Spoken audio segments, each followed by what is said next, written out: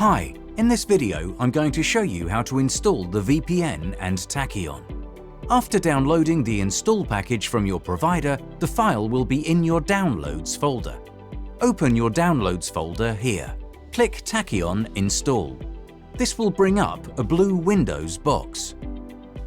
Click More Info. Click Run Anyway. Click Next. Click Next. Click Install. Click Yes. Click Finish.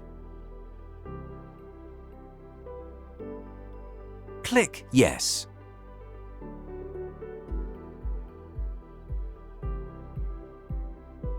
Now, Takion and the global VPN client are being installed. Click Yes.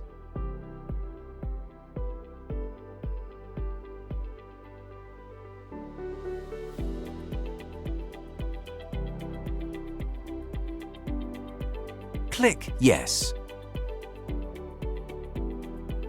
Click Yes. Click OK. Now that Takion and the VPN are installed, we will make a shortcut for the VPN. Click the Start button.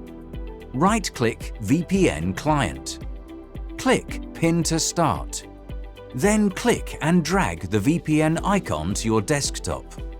This completes the Takion and VPN installation. Please visit us at takion.com for more short help videos and information.